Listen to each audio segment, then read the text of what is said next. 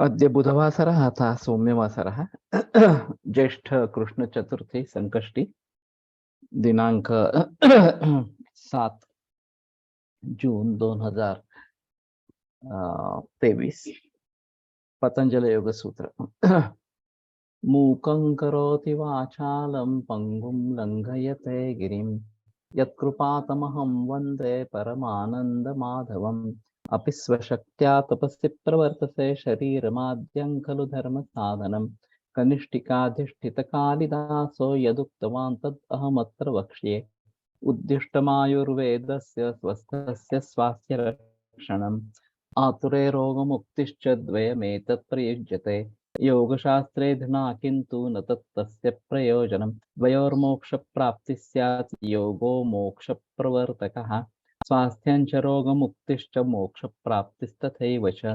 सम्यगध्ययनेनैव आयुर्योगस्य तद्भवेत्।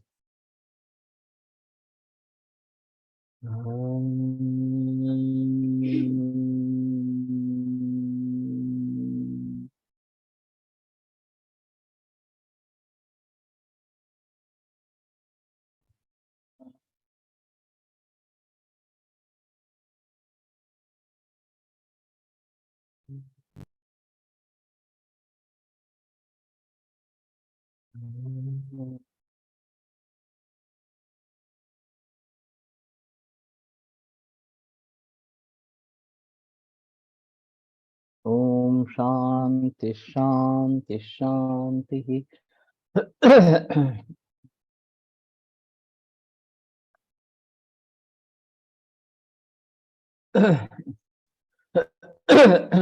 प्रथमोऽध्यायः समाधिपादः।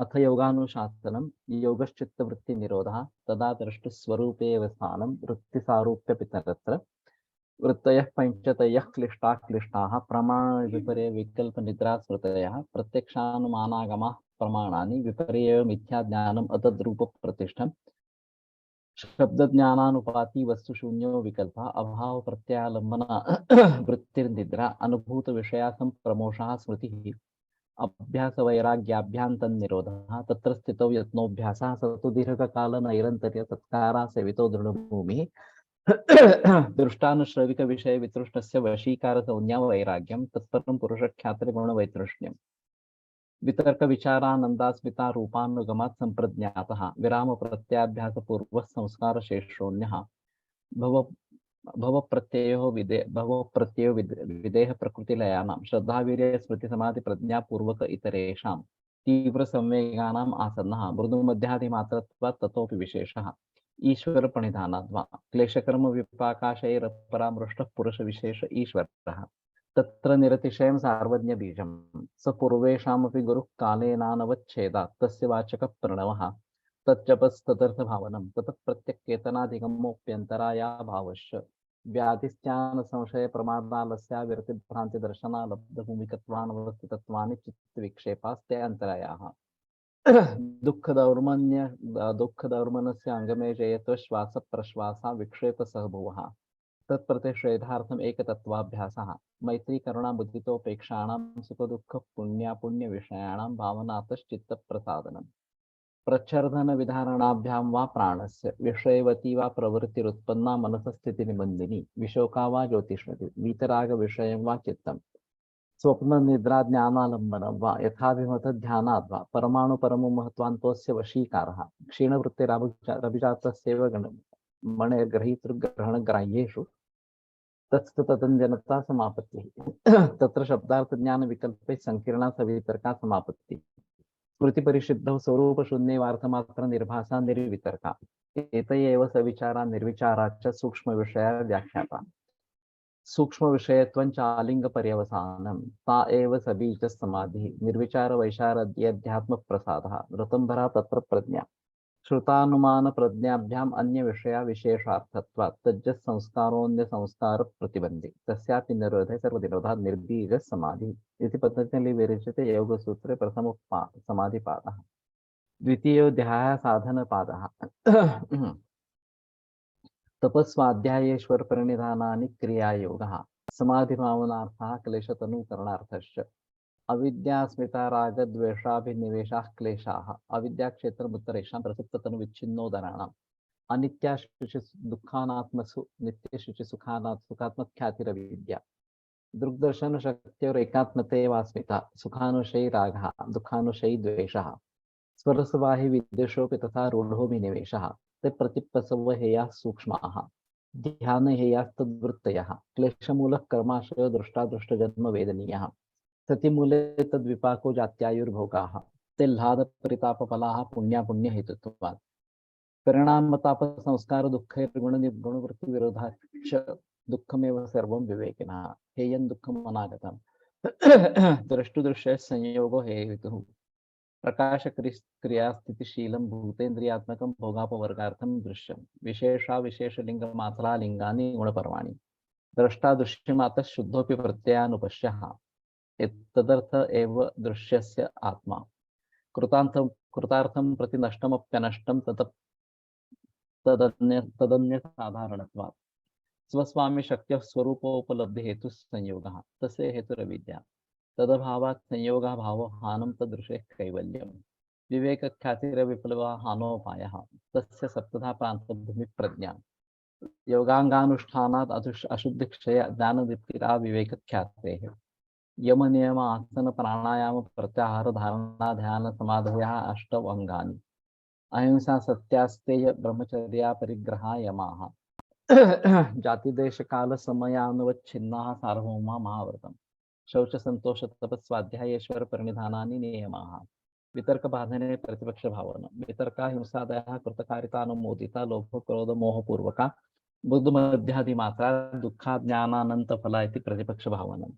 अहिंसा प्रतिष्ठायां तत्सन्निधौ वैरत्यागः सत्य प्रतिष्ठायां क्रियाफलाश्रयत्वम् अस्तेय प्रतिष्ठायां सर्वरत्नोपस्थानं ब्रह्मचर्य प्रतिष्ठायां वीर्यलाभः अपिरग्रह स्थैर्य जन्म कथनता संबोधः शौचात् स्वांगजुगुप्सा परैरसंसर्गः तत्वशुद्धि सौमनस्यैकाग्रेन्द्रिय जयात्मदर्शनान् दर्शन योग्यत्वाच्च संतोषात् अनुत्तम सुख लाभः कायेन्द्रिय सिद्धिरशुद्धिक्षयात् तपसः स्वाध्यायात् इष्टदेवता संप्रयोगः समाधि सिद्धिरीश्वर प्रणिधानात् स्थिरसुखम् आसनं प्रयत्न शैथिल्यानंत समापत्तिभ्यां ततो द्वन्द्वान्नभिघातः तस्मिन् सति श्वास प्रश्वासयोर्गतिविच्छेदः प्राणायामः बाह्याभ्यन्तरस्तंभवृत्तिर्देशकाल संख्याभिः परिदृष्टो दीर्घसूक्ष्मः बाह्याभ्यन्तर विषयाक्षेपी चतुर्थः ततः क्षीयते प्रकाशावरणं धारणासु च योग्यता मनसः स्वविषय संप्रयोगे चित्त स्वरूपानुकार इवेन्द्रियाणां प्रत्याहारः ततः परमावश्यकतेन्द्रियाणाम् इति पतंजलि विरचिते योगसूत्रे द्वितीय साधनपादः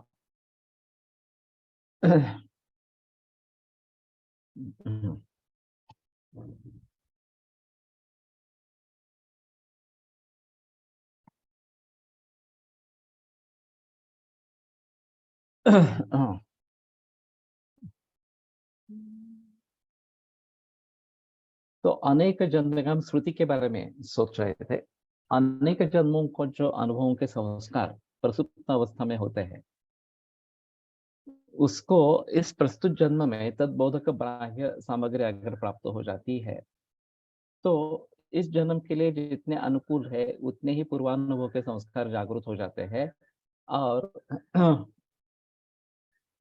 इस जन्म के जो व्यापार है ये हो जाते हैं हो सकते हैं विशद याचा अर्थ काय वासु 9 मध्ये अग्निवायू आकाशातीन वाहूतांच्या गुणधर्मामध्ये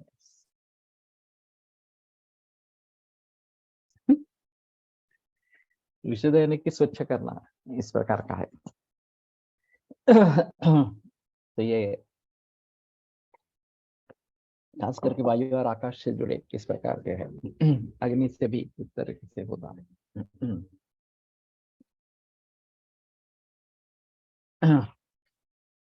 बाह्य उद्बोधक निमित्त से पूर्वानुभूत जो भी चीजें हैं उनका संस्कार प्रतिवृत्ति रूप से जागृत कैसे होते हैं इसका स्पष्टीकरण इस प्रकार का है अब विशिष्ट संस्कार स्मृति वृत्ति रूप से जागृत होने के लिए उसके लिए इच्छा पूर्वक अनुसंधान किस प्रकार से कारण होता है ये देखेंगे यानी कि अपने आप भी होते हैं और इच्छा पूर्वक हम अगर पूर्व संस्कारों को जागरूक करने की कोशिश करते हैं तो भी ये बात होती है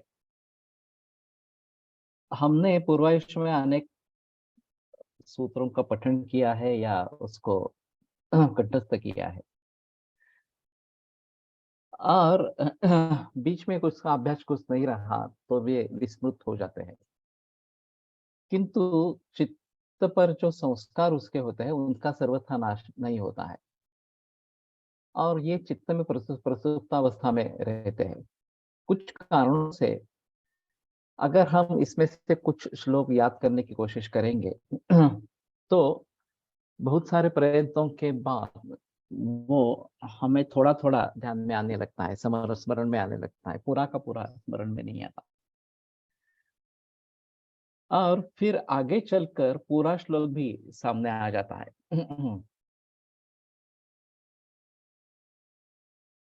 तो ये प्रयत्न अगर चालू रखते हैं तो समग्र श्लोक जो है वो हमें याद में आ जाता है। तो फिर हम कहते हैं कि मुझे वो श्लोक पूरी तरीके से याद आ गया, इस प्रकार का। तो बाह्य या उद्बोधक इस प्रकार के कारणों से अ, अथवा प्रयत्न से जो स्मृति जागृत हो जाती है, वो सब स्मृति रूप वृत्ति इस प्रकार की हो। इस वृत्ति रूप को देखने वाला आत्मा है, और इसीलिए वो उससे अलग होता है। किंतु वो अलग है इस प्रकार का विवेक न होना, ये अविद्या है। और इस अविद्या रूप क्लेश से युक्त वृत्ति क्लिष्ट वृत्ति इस प्रकार की हो। इस क्लिष्ट वृत्ति का निरोध करना है, इसलिए ये 5 वृत्ति रूप परिणाम यहाँ पे साक्षात बताए गए हैं। इस प्रकार से 5 प्रकार से वृत्ति रूप से जो परिणाम प्राप्त करता है वो चित्त है। इस प्रकार से चित्त का लक्षण इस सूत्र में बताया गया है। तो वृत्तयः पंचतयः क्लिष्टाः क्लिष्टाः प्रमाण विपर्य कल्प निद्रा स्मृतयः, ये बता रहे थे। और उसमें से स्मृति ये अंतिम वृत्ति इस प्रकार की है। क्लिष्ट अक्लिष्ट दोनों प्रकार की इसमें वृत्तियां हो सकती है। तो क्लिष्ट वृत्तियों का तो त्याग ही करना है।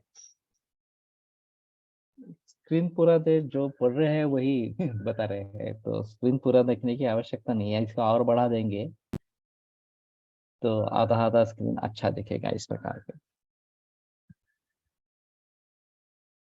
इन सभी वृत्तियों का निरोध किन उपायों से करना है, ये आगे वाले सूत्र में बताया गया है।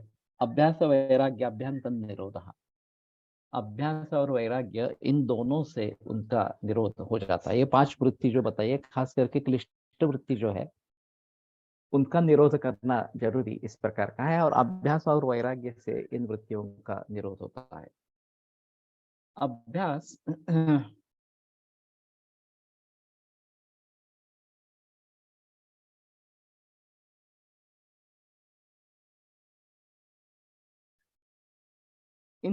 जो 5 प्रकार की वृत्तियां बताई गई हैं उनमें से किसी एक वृत्ति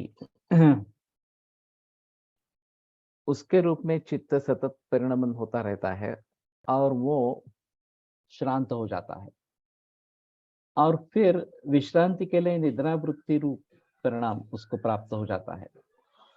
वृत्ति रूप परिणाम जब चालू रहता है तो एक विषय से दूसरे विषय जब चित्त जाता है तो पहले वृत्ति का उपशम होता है और दूसरे वृत्ति का उदय अगले क्षण में होता है।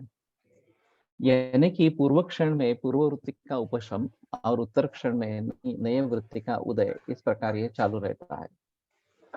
इन व्यापारों का अगर सूक्ष्म निरीक्षण किया जाए तो वृत्तियों के निरोध में निरोध की कल्पना, उसका स्वरूप क्या है, ये हम जान सकेंगे। चित्त सामान्यतः एक समय में 2 वृत्ति रूप से परिणत नहीं हो सकता, तो एक समय में एक ही वृत्ति से परिणत होता है।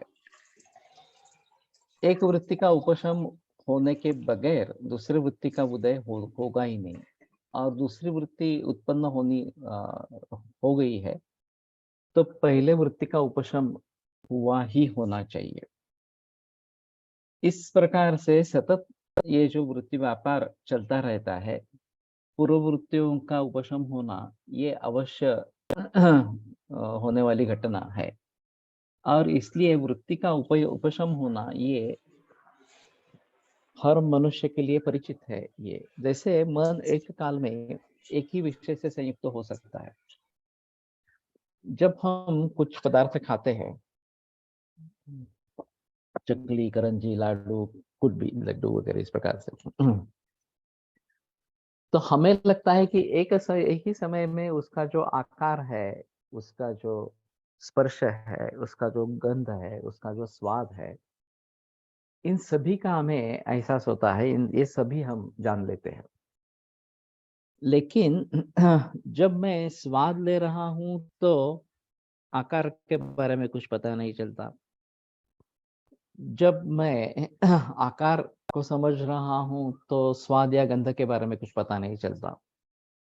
तो ये क्रिया इतनी तेजी से होती रहती है कि हमें पता ही नहीं चल रहा। हमें लगता है कि ये एक ही समय में सभी हो रहा है, लेकिन एक के बाद दूसरा होता है। प्रशांत, इसलिए ओ प्रशांत, शतकल्हार पत्र इस प्रकार का एक दृष्टांत दिया जाता है कि 100 कमल के पत्ते अगर हम साथ में जोड़ लें और एक सूची उनके बीच में डाल देते हैं, तो हमें लगता है कि सूची एक ही समय में सभी पत्तों से नीचे गई, लेकिन ये तो पॉसिबल नहीं है। एक एक को छेद करके ही उसको आगे जाना है। तो यद्यपि ऐसा लगता है कि ये ठीक नहीं है एक ही अभी तक। समय में। इधर आओ। किसका चालू है माइक? किसका चालू है?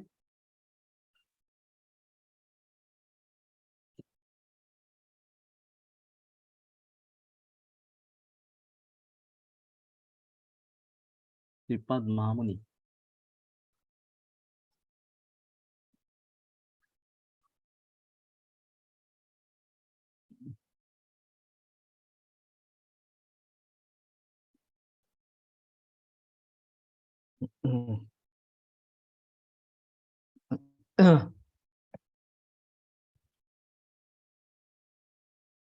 तो कहने का तात्पर्य अर्थ ये है कि मन का वृत्ति रूप होना, इसमें एक वृत्ति से जुड़ जाना, दो पहले वृत्ति से छूट जाना चाहिए, तभी दूसरे वृत्ति से जुड़ जाते हैं।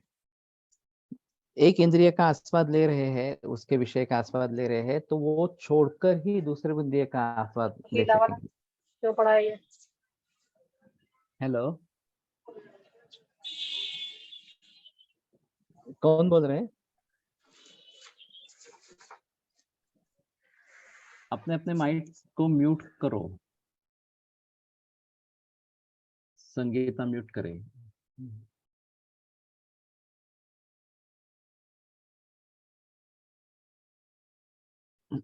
क्रोधाला शोकाने जिंकावे, शोकाला क्रोधाने एटसेट्रा मध्ये हे जे चिकित्सा तत्व आले ते याच चित्तवृत्ती तत्वावरून आलेले असावे।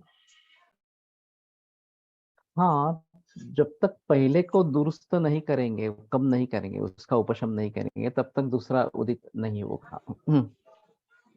निगेटिविटी और पॉजिटिविटी ये जो बात बताई जाती है, तो जब हम नकारात्मक विचारों में डूब जाते हैं तो उससे दो तरीके का नुकसान होता है। एक तो हमारे मन में कुछ भी पॉजिटिव नहीं आता क्योंकि उसके बारे में कोई सोच आज ही दूध नहीं नहीं है। लेके आया? गेट जरा कब से खुला हुआ है? और जब तक ये नकारात्मकता नष्ट नहीं होती, तब तक है? क्यों? पॉजिटिव के बारे में। क्या कह रहा था? सब देख रहे। संगीता कौन है?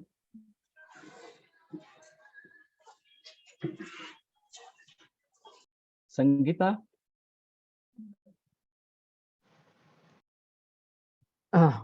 अपने माइक को म्यूट रखो।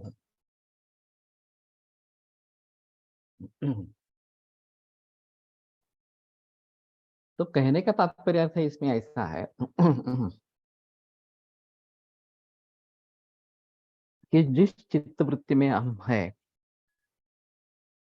उस चित्तवृत्ति का उपशम होने के बजाय दूसरी चित्तवृत्ति हाँ स्वीकृत नहीं कर सकते हैं, तो इसको छोड़ना है और नई चित्तवृत्ति जो है वो उसको स्वीकार करना है, ये आवश्यक रहेगा इस प्रकार से। तो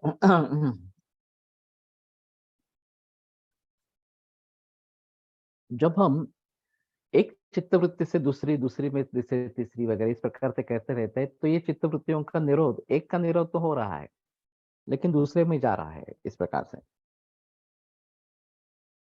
तो हमें तो सभी चित्तवृत्तियों का निरोध करना है, ये सबसे अहम है। इसलिए ओके इसलिए हमें चाहिए कि किसी एक आलम्बन पर चित्त स्थिर करे। ये जो आगे समाधि के जो भाग बताते हैं, सविकल्प इस प्रकार की समाधि, उसमें वितर्क सवितर्क इस प्रकार की समाधि है कि कोई आलम्बन सामने रखते हैं, कोई मूर्ति हो, कोई चित्र हो इस प्रकार से, और उसके ऊपर कंसंट्रेट करते हैं, उसमें वृत्ति कर देते हैं तो बाकी वृत्तियों से निरोध हो जाता है। जो कुछ विचार मन में चल रहे हैं वो नष्ट हो जाते हैं और इसमें मन लगा होता है। अब इसके लिए आलम्बन की आवश्यकता शुरू में होती है। आगे चलकर सविचार में जब जाते हैं तो सामने मूर्ति या चित्र होना ही है ऐसा नहीं है, ऐसे भी हम केवल कल्पना से विचार से उसमें चित्त एकाग्र कर लेते हैं। तो चित्त एकाग्रता जो चित्त भटक रहा है उसको किसी एक आलम्बन पर स्थिर करना, ये चित्त एकाग्र इस प्रकार का है। तो अभ्यास वैराग्य अभ्यंतन निरोधा, अभ्यास और वैराग्य से इस वृत्तियों का, इन वृत्तियों का निरोध होता है, ये जो बताते हैं। तो यह अभ्यास है कि किसी एक आलम्बन कर हम चित्त इस प्रकार से स्थिर करने की कोशिश करें, और फिर वो आलम्बन भी सामने नहीं होना है, ये उसकी अगली पायरी इस प्रकार की है। षड्विध सन्निकर्ष को कैसे समझे, ये अलग ही मुद्दा है। ये जो संयोग, संयुक्त समवाय, संयुक्त समवेत समवाय, समवाय समवेत समवाय, विशेषण विशेष्य भावश्च इति, ये प्रकार जो तर्क संग्रह में बताए गए षड्विध संधिकर्ष इस प्रकार से, वो केवल इंद्रिया और विषय इनके स्वरूप के आधार पर निर्भर है। दो द्रव्यों का संयोग होता है तो द्रव्य का जब ज्ञान होता है, इंद्रिय भी द्रव्य है और सामने भी द्रव्य है, जैसे घट का ज्ञान हो रहा है तो दोनों में संयोग इस प्रकार का संधिकर्ष होता है। लेकिन उस घटक के आधार पर उसका गुण रहता है, चाहे वर्ण हो चाहे आकृति हो वगैरह वगैरह, उससे समवाय संबंध से होता है, और इसलिए उस गुण का ज्ञान जो है वो संवेत समवाय इस प्रकार से होता है, संयुक्त समवाय से होता है, और उसके में जाति जो है वो संयुक्त संवेत समवाय से होती है इस प्रकार से। तो इसका यहाँ पे सीधा कुछ संबंध नहीं लगता मुझे। ये जो षड्विध संधिकर्ष इस प्रकार के तर्क संग्रह में बताए गए हैं, इनका संबंध नहीं है। अगर हम इंद्रियों के द्वारा कुछ ज्ञान प्राप्त कर रहे हैं तो उसका संयोग रहेगा, उसमें षड्विध संधिकर्ष रहेगा, और किस प्रकार का ज्ञान है, कौन सा इंद्रिय है, इसके आधार पर ये किस प्रकार का संधिकर्ष रहेगा उसके बारे में पता चलेगा। लेकिन प्रमाण ये एक इसमें वृत्ति है जिसमें पर कि प्रत्यक्ष प्रमाण एक है। वैसे अनुमान वगैरह अन्य प्रमाणों से भी जब ज्ञान होता है, वृत्ति हमारी उस प्रकार की हो जाती है। मिथ्या ज्ञान जो है प्रमाण विपर्य इस प्रकार का, विकल्प इस प्रकार का आगे प्रमाण विपर्य विकल्प निद्रा स्मृति, निद्रा और स्मृति। तो हमारा मन इनमें से किसी न किसी में सादृश्य सदृश हो जाता है, वृत्ति जो है उनसे जुड़ जाता है।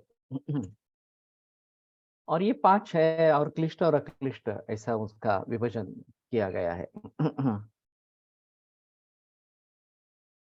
द्रव्य रूप जाति इंटेक एक साथ नॉलेज होता है। ये विषयांतर होगा पूरा। ये काफी मुश्किल है, इसमें काफी बहस काव्य प्रकाश में की गई है मम्मट के द्वारा। क्या इन दो सन्निकर्ष में ज्ञान प्राप्ति और ज्ञान आकलन का भेद होगा? हाँ,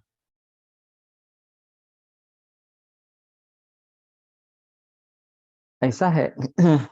हमें जो ज्ञान होता है वो विशेष ज्ञान होता है और उसके पूर्व सामान्य ज्ञान होना जरूरी है, ऐसा कहना है। जब मैं घट देखता हूँ और मुझे ये घट है इस प्रकार का ज्ञान होता है, तो जब तक मुझे घटत्व के बारे में पता नहीं चलता तब तक घट का ज्ञान हो ही नहीं सकता।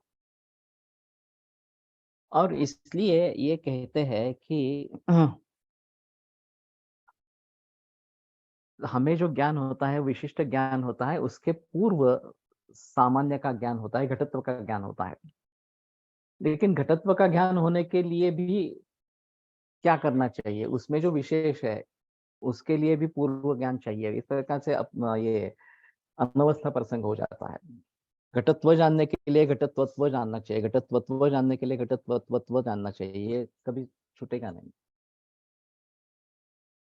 तो हमारे ध्यान में क्या आती है, जाति आती है, व्यक्ति आती है, जाति विशिष्ट व्यक्ति आती है। ये काफी बहस मम्मट ने की है काव्य प्रकाश में इस प्रकार से। और उसका कहना है कि जाति विशिष्ट व्यक्ति होती है, दिख तो हमें दिख रहा है वो घट है, घटत्व तो दिखने लायक चीज है ही नहीं इस प्रकार से। घटत्वावच्छिन्नो घटः इस प्रकार का ज्ञान हो जाता है, घटत्व से अवच्छिन्न इस प्रकार का ये घट है, इस प्रकार का ज्ञान होता है। तो इसमें घटत्व जाति सामान्य है और घट ये व्यक्ति है, जाति है सामान्य और घट व्यक्ति है इस प्रकार से। तो ये प्रचलन मत ज्यादा प्रचलन में है कि जाति विशिष्ट व्यक्ति इस प्रकार का ज्ञान होता रहता है, लेकिन उसके पूर्व जाति का ज्ञान होना आवश्यक रहेगा, लेकिन उसमें अनवस्था प्रसंग आ जाता है इस प्रकार। तो हम हमारी वृत्ति चित्त वृत्ति जब उससे एक रूप इस प्रकार की हो रही है, तो मुझे प्रमाण से ये ज्ञान हो रहा है ये घट है इस प्रकार से, ये पेन है, ये टेबल है, ये पुस्तक है वगैरह जो भी हो इस प्रकार का। और फिर उस ज्ञान को जब प्रत्यक्ष बुद्धि में कन्वर्ट करते हैं तो वो एक अलग चीज होती है। आत्मेन्द्रिय मनोर्थानाम संधिकर्षात् प्रवर्तते व्यक्ता तदात्वया बुद्धि प्रत्यक्षम सा निरुच्यते, ये जो अक्षर का 11वें अध्याय में वचन है, उसके ऊपर चक्रपाणि दत्त की टीका है। यह प्रत्यक्ष फल रूपा बुद्धि प्रत्यक्ष शब्देन अभिधीयते तथैव लोक व्यवहार। वास्तव में प्रत्यक्ष ज्ञान और प्रत्यक्ष बुद्धि में अंतर है, और ये जो बता रहे हैं वो प्रत्यक्ष बुद्धि है, वास्तव में वो प्रत्यक्ष ज्ञान नहीं है। परमार्थतस्तु यतो भवति इंद्रियादेहि ईदृशी बुद्धि तत्प्रत्यक्ष। परमार्थतः प्रत्यक्ष ज्ञान प्रत्यक्ष बुद्धि का कारण है इस प्रकार से। यतो भवति इंद्रियादेहि ईदृशी बुद्धि तत्प्रत्यक्ष। ये बहुत अहम मुद्दा है। मैं जो बता रहा हूँ बोल रहा हूँ वो सभी के लिए शब्द ज्ञान एक ही है, क्योंकि शब्द एक ही है। लेकिन हर व्यक्ति को होने वाला शब्द प्रत्यक्ष अलग अलग है, क्योंकि उसकी पार्श्वभूमि अलग अलग है, उसका पूर्व ज्ञान, उसका पूर्व अनुभव, ये सब अलग अलग इस प्रकार के हैं। तो ये जो प्रत्यक्ष ज्ञान, शाब्द ज्ञान आ रहा है, उसको उस बैकग्राउंड पर परखा जाता है और फिर अपनी अपनी बुद्धि होती है, प्रत्यक्ष बुद्धि होती है इस प्रकार से। उस प्रकार से अनुमान, उपमान वगैरह के बारे में सोच सकते हैं। तो कहने का तात्पर्य अर्थ ये है कि एक ही बात सुनने पर विभिन्न लोगों की प्रतिक्रिया विभिन्न क्यों होती है।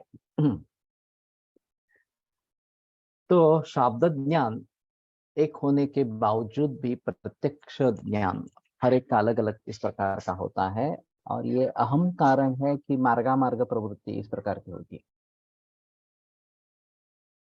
और एक अंग्रेजी में कहावत है, अंग्रेजी में, I am responsible for what I have spoken, I am not responsible for what you have understood. मैंने जो बोला उसके लिए मैं जिम्मेदार हूँ, आपने क्या समझा इसके लिए मैं जिम्मेदार नहीं हूँ, क्योंकि ये अलग अलग बात। मेरे कहने का विपर्यास अगर हो जाता है, तुम्हारे मन में और कुछ चल रहा है और उसके आधार पर तुम ये समझ लेते हैं कि नहीं नहीं ये बिल्कुल गलत इस प्रकार का है। तो ये बात इस प्रकार की हो जाती है कि तो या रुस्तम पिक्चर में मैं इसे छोड़ूंगा नहीं, तो वकील इसका इंटरप्रिटेशन करता है कि मारूंगा, इस प्रकार का इंटरप्रिटेशन उसका। तो ये बोलता है कि मैंने कहा मारूंगा, ऐसा कहा, मैंने छोड़ूंगा नहीं, इतना ही कहा है। इसका अर्थ मारूंगा इस प्रकार का किस प्रकार से होगा। तो बोलते हैं नहीं, इस कॉन्टेक्स्ट में इसका अर्थ इसी प्रकार का होगा। अब यह बहस वाली बात। कहने वाले का क्या मतलब था, सुनने वाले का क्या मतलब था, और उसके आधार पर प्रवृत्तियां भिन्न भिन्न किस प्रकार से हो गई, ये सभी बातें इसमें आ जाती है। तो शुरू में क्या होता है, अंत में क्या होता है, पहले जाति समझ में आती है, पहले व्यक्ति समझ में आती है, वगैरह वगैरह, ये सभी बातें है। और ये जाति का संबंध कब पता चलेगा, ये भी थोड़ा मुश्किल इस प्रकार का है। मैंने एक गाय देखी, दूसरी गाय देखी, मालूम नहीं था इसको गाय कहते हैं इस प्रकार से, फिर किसी ने बता रहे ये गाय है, तो फिर गोत्व मेरे मन में स्थित हो जाता है। और मैं जब आगे गाय देखता हूँ तो मुझे पता चलता है गाय है इस प्रकार से। तो बगैर गोत्व के ये नहीं होगा, इस प्रकार का कहना है। लेकिन गोत्व कैसे समझेंगे, देखते हैं तो हम गाय, गोत्व नहीं देखते हैं, तो इसके आधार पर उसका असाधारण धर्म कौन सा है, ये कैसे ध्यान में आएगा। ये बड़ा मुश्किल मामला इस प्रकार का है, ज्ञान की निर्मित की प्रक्रिया। और हर एक का ज्ञान अलग अलग होना एक बड़ी समस्या है, और इसलिए इसको भली भांति समझ पाना काफी मुश्किल इस प्रकार का मामला है। फिर भी जो संस्कार बचपन से होते हुए आते हैं, उन संस्कारों का स्मरण और प्रत्यक्ष ज्ञान, इन दोनों के मिलाप से प्रत्यक्ष बुद्धि होती है। ये प्रत्यभिज्ञा नाम की चीज जो बताई गई है, अभिज्ञान शाकुंतलम इस प्रत्यभिज्ञा पर निर्भर है। कि राजा को या शकुंतला को शाप मिल गया कि जिसका तुम चिंतन कर रहे हो वो तुम्हें भूल जाएगा इस प्रकार से, लेकिन परिचित कोई वस्तु प्राप्त हो जाएगी तो उसकी याद फिर से वापस आ जाएगी इस प्रकार से। तो जो उसके मिलने के लिए गई तो फिर उसमें ठुकरा दिया कि मेरी तुमसे शादी हुई ही नहीं है इस प्रकार से। और जब वो अंगूठी मिली, परिचित वस्तु प्राप्त हो गई, तो उसको स्मरण आ गया, अरे हाँ मैंने इससे शादी की थी वगैरह, इसको अंगूठी पहनाई थी वगैरह वगैरह इस प्रकार से। तो प्रत्यभिज्ञा में पूर्व अनुभव, उसकी स्मृति और सद्यकालीन अनुभव, इन दोनों का मिलाप होता है, उस स्मृति का और अभी के अनुभव का इस प्रकार से। और फिर मुझे ज्ञान हो जाता है कि यही बच्ची है, जिसको मैंने वापस भेज दिया था, ये यही व्यक्ति है इस प्रकार से। और यही तत्वमसि इस ब्रह्म वाक्य के लिए प्रत्यभिज्ञा का बताया जाता है। तत् का मतलब वो परमात्मा है जो विशिष्ट धर्मों से युक्त इस प्रकार का है। त्वम का मतलब जीवात्मा है। तो वो कहाँ ये कहाँ, वैसे देखा जाए तो ये शरीर से संबद्ध, जीवन से संबद्ध इस प्रकार का है जीवात्मा जो है वो। और वो तो ब्रह्म रूप है इस प्रकार से। लेकिन ये उपाधियों को निकाल देंगे उससे संबद्ध जुड़े जो अन्य भाव है जो निकाल देंगे तो दोनों एक ही है। तो सेयम शकुंतला, सा का मतलब वो शकुंतला जिससे मैंने शादी की, जिसको ठुकरा दिया। और यम शकुंतला ये जो सामने मेरे के खड़ी है और कह रही है कि मैं तुम्हारी पत्नी हूँ इस प्रकार से, और मुझे याद नहीं आ रहा इस प्रकार से। तो तत्काल विशिष्ट और इदं काल विशिष्ट इस प्रकार के बताते हैं कि उस काल से संबद्ध शकुंतला और इस काल से संबद्ध शकुंतला, ये काल का व्यवधान अगर निकला दिया जाए तो फिर यही शकुंतला है, ये ज्ञान होगा इस प्रकार से। तो ये काफी बह गए इसमें लेकिन ज्ञान की प्रक्रिया जटिल है।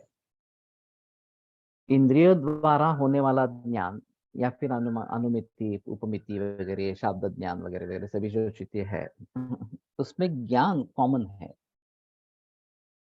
प्रत्यक्ष या बुद्धि जो होती है, अनुमिति होगी या उपमिति होगी या शब्द बुद्धि होगी वगैरह वगैरह, वो अलग होती है हर एक की इस प्रकार से।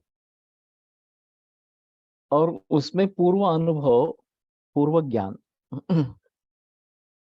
उसकी स्मृति और अभी का ज्ञान, इन दोनों का मिलाप इस प्रकार का होता रहता है। और ये प्रक्रिया निरंतर चलती रहती है, गर्भावस्था से लेकर बचपन से लेकर ये प्रक्रिया निरंतर चलती रहती है। और इसलिए दूसरों को समझा पाना मुश्किल हो जाता है, क्योंकि वो जिस तरीके से विचार करता है उस तरीके से हम नहीं विचार कर सकते। हमारे मन में वो विचार ही आते नहीं है इस प्रकार से।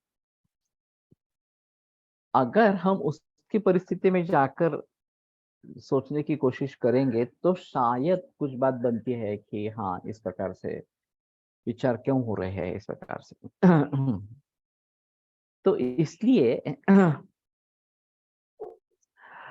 ज्ञान की जो प्रक्रिया है और उसके आधार पर आगे क्रिया होती है।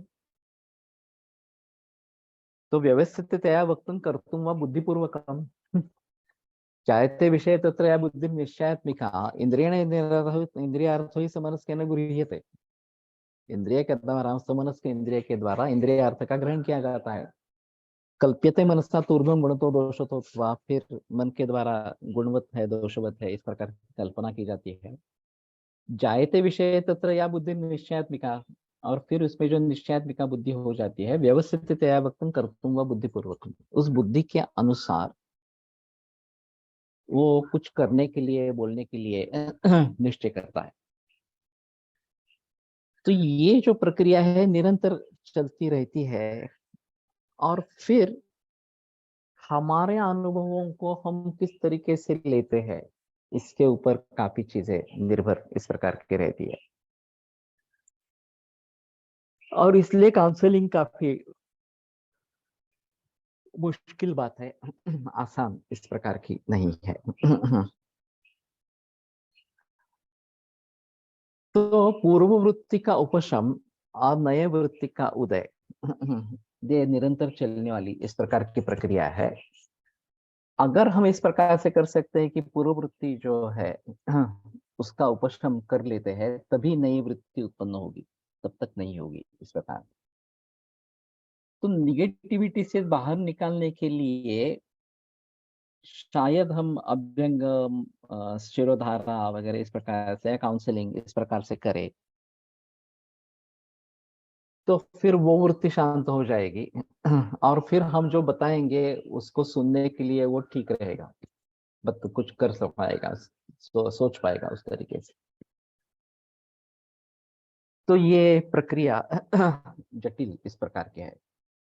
निरोध में वृत्तियों के उपशम को ही प्राधान्य है और उपशम का अभ्यास इस प्रकार से सभी के परिचय का है।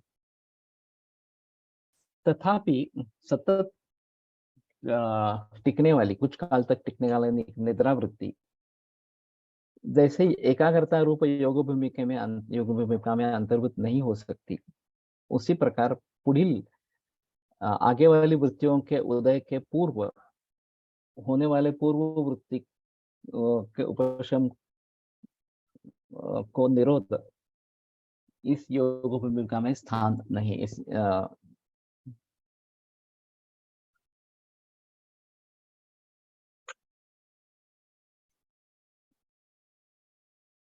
क्योंकि एकत्र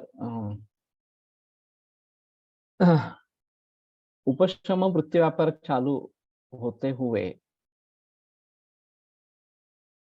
मनुष्य प्रयत्न से बिना ही सहजता से एक वृत्ति का उपशम और दूसरी वृत्ति का शुरू होना यह हो सकता है। और दूसरे महत्वपूर्ण कारण यह है कि वृत्तियों का निरोध सिद्ध होने के लिए पूर्व वृत्तियों का उपशम ये जैसे आवश्यक अंग है, वैसे ही आगे वाली वृत्ति का उदय न होना ये दूसरे अंग के भी इसमें आवश्यकता होती है। तो प्रयोग समय व्याधिम योन्यमन्य मुदिरे नासो विशुद्ध शुद्ध समय जनोपयेत। यहाँ पे जैसे एक रोग का शमन करते हुए दूसरा व्याधि निर्माण नहीं होना है। अगर दूसरा व्याधि निर्माण हो रहा है तो शुद्ध चिकित्सा नहीं, अशुद्ध चिकित्सा है। उसी प्रकार एक वृत्ति का उपशम होकर दूसरी वृत्ति अगर उत्पन्न हो रही है तो ठीक नहीं है। तो निरोध तो हमें सभी वृत्तियों का करना है। शुरू में कुछ वृत्तियों के बारे में हम कोशिश करेंगे, उनका उपशम करके किसी एक वृत्ति में लीन हो जाएंगे। जैसे कि मैंने चित्र या मूर्ति इस प्रकार का उदाहरण दिया, तो बाकी वृत्तियां हट जाएगी, उनका निरोध हो जाएगा, लेकिन ये वृत्ति तो रहेगी। अब उसके सभी तर्क सविचार संप्रज्ञात समाधि में जाते हैं। सविकल्प नहीं, संप्रज्ञात समाधि में जाते हैं, तो वो आलंबन की भी आवश्यकता नहीं है। फिर हम आत्मा से एकरूप हो जाते हैं तो आनंद इस प्रकार की वृत्ति हो जाती है, और आगे केवल अस्मिता भाव, मैं हूं, इतनी ही वृत्ति हो जाती है। तो अन्य वृत्ति नहीं होनी है, ये जो है वो असंप्रज्ञात समाधि में प्रांत शुरू हो जाता है, इस प्रकार का उनका कहना है। तो धीरे धीरे वृत्तियों से छुटकारा पाना, ये छुटकारा पाते पाते दूसरे वृत्तियों में चले जाना, उसका उदय होना, ये प्रक्रिया निरंतर चलती रहती है। लेकिन योग के अनुसार सभी वृत्तियों का निरोध करना है, केवल पहले वाली वृत्ति का निरोध करना है ऐसा नहीं है। तो अभ्यास और वैराग्य, इन दोनों के जरिए इस प्रकार के वृत्तियों का निरोध प्राप्त हो जाता है।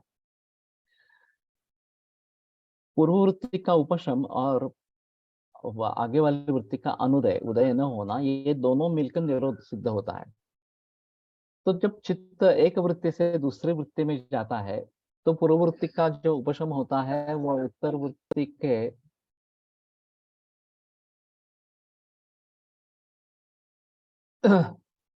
अनुवृत्ति या उत्तर उत्तर दूसरी वृत्ति उत्पन्न न होना, इसका निरोध न होने के कारण उसको निरोध नहीं कहा जाता।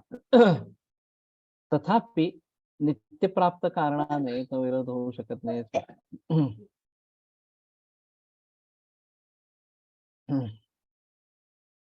ये अगर नित्य प्राप्त मृत्युपशमय सूक्ष्म बुद्धि से हम ध्यान में लेने की कोशिश करते हैं तो आगे करने के लिए जो निरोध है उसके लिए वो उपकारक होता है।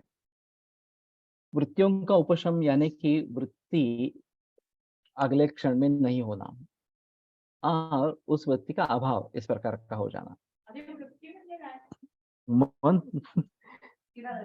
हा मन त्या आकार होतं, तदाकार होत राहतं त्या वृत्तीशी एक रूपत्व पावतं।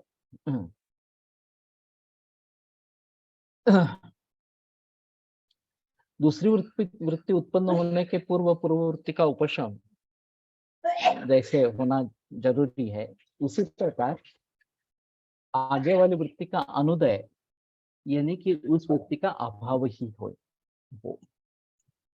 अब जैसे प्रागभाव, प्रध्वंसाभाव, अत्यंताभाव, अन्योन्याभाव, ये अभाव के 4 प्रकार बताए गए। तो वस्तु निर्माण होने से पूर्व उसका जो अभाव होता है उसको प्रागभाव इस प्रकार का कहते हैं, और वस्तु नष्ट होने के बाद उसका जो अभाव होता है वो प्रध्वंसाभाव इस प्रकार के कहते हैं। तो पहली वृत्ति नष्ट होना, उसका उपशम होना, ये प्रध्वंसाभाव है, और अगली वृत्ति उत्पन्न न होना यह उसका प्रागभाव इस प्रकार का है। ये दोनों साथ में होने चाहिए। पहली वृत्ति का उपशम तो उसका प्रध्वंसाभाव हो गया, और आगे वाली दूसरी व्यक्ति है, मन दूसरे इंद्रिय से संयुक्त हो गया, उससे कुछ फिर से समझने लगा, तद्रूप हो गया इस प्रकार से। तो ये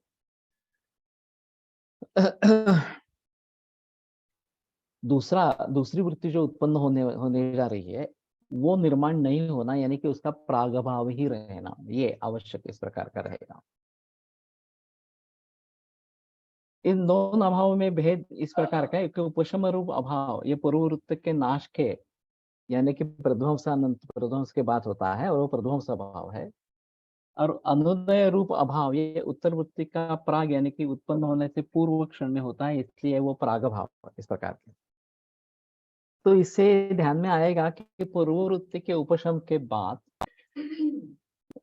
उसके उपशम रूप प्रध्वंसा भाव और उत्तर वृत्ति के उदय पूर्व उसका अनुदय रूप प्राग भाव अब हमें नित्य वृत्ति व्यापार में अनुभव में होता है कि एक विषय को छोड़कर मैं दूसरे विषय में जाता हूँ, तो फिर उसको छोड़कर तीसरे विषय में जाता हूँ। तो पहला विषय जब मैं छोड़ देता हूँ तो उसका प्रध्वंसा भाव हो जाता है। अगला विचार, अगली वृत्ति अभी तक आई नहीं है तो उसका प्राग भाव है, तो आगे के क्षण में वो प्राग भाव नष्ट हो जाएगा और वो चित्त उस वृत्ति रूप इस प्रकार का हो जाएगा। तो ये बीच वाली जो अवस्था है जहां प्रध्वंसा भाव और प्राग भाव दोनों है वृत्तियों के, इसका अभ्यास करते रहना चाहिए ऐसा कहना है। यही अनुभव सूक्ष्म रूप से ध्यान में रखते हुए पूर्ववृत्ति का उपशम और अगले वृत्ति का उदय, इसमें जो क्षण मात्र अंतर रहता है उस क्षण में पूर्व आगे वाली वृत्ति का अनुदय होने के कारण उस प्रकार उस क्षण पर निरोध सिद्ध हुआ इस प्रकार का होता है। तो ये जो अवस्था है उसको हमें अभ्यास करके करके बढ़ाना है। निर्विचार चित्त होना ये काफी मुश्किल इस प्रकार का मामला है। एक विचार चला गया तो दूसरा विचार तुरंत घुस जाता है, वो चला गया कि तीसरा विचार तुरंत घुस गया इस प्रकार से। तो पहले विचार का प्रध्वंसा भाव हो गया कि वो नष्ट हो गया और आगे वाला जो है वो अभी आने वाला है, लेकिन उसके बीच में उसका प्रागभाव है। तो ये बीच वाला जो क्षण है जिसमें पहला विचार चला गया और दूसरा विचार अभी आने वाला है, उस अवस्था को हम भलीभांति समझने की कोशिश करेंगे, उसमें रहने की कोशिश करेंगे। तो धीरे धीरे हमारा अभ्यास इस दृष्टि से होगा और हम चित्तवृत्ति निरोध अवस्था को प्राप्त कर पाएंगे इस प्रकार से। इन दोनों में क्षण क्षण से अंतर बढ़ाने की अगर हम कोशिश करते हैं, अभ्यास करते हैं, वो यही अभ्यास है और ये चित्तवृत्तियों के निरोध का एक उपाय इस प्रकार का है। दूसरा उपाय जो है वैराग्य इस प्रकार का है। तो शायद थोड़ा हेवी डोज हो गया। तो अगले बुधवार को ये वैराग्य के बारे में सोचेंगे। लेकिन जो अभ्यास करना है वो एक वृत्ति के उपशम के बाद दूसरी वृत्ति के उदय होने के पूर्व जो मन की स्थिति है जिसमें कोई भी वृत्ति नहीं है, उस वृत्ति को समझने की कोशिश करें, उस वृत्ति को बढ़ाने की कोशिश करें। तो इसका अभ्यास इस प्रकार का कहा जाता है। और ये अभ्यास हमें करना जरूरी इस प्रकार का है। तो ठीक है।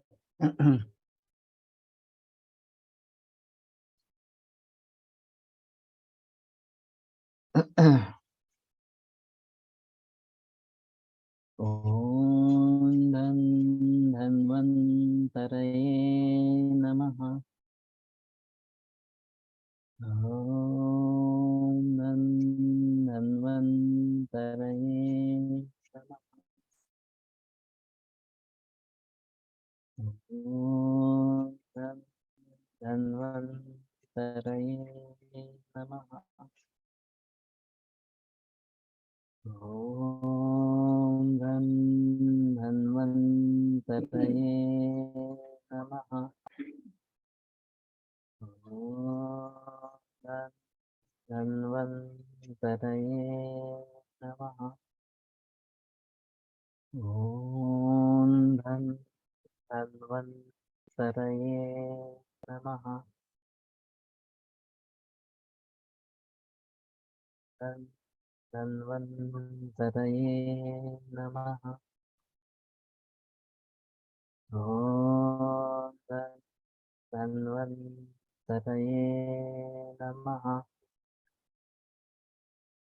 ओम धन्वन्तरये नमः।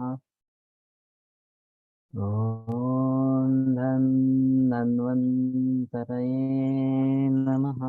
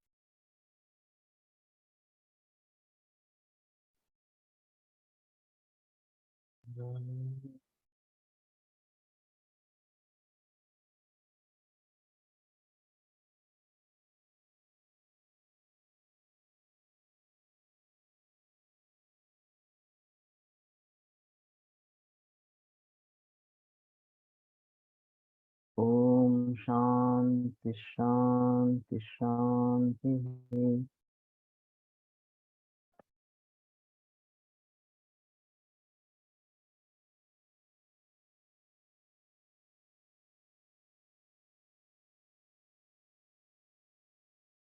योगेन चित्तस्य पदेन वाचां मलं शरीरस्य च वैद्यकेन योपाकरोत्तं प्रवरं मुनीनां पतञ्जलिं प्राञ्जलिरानतोऽस्मि।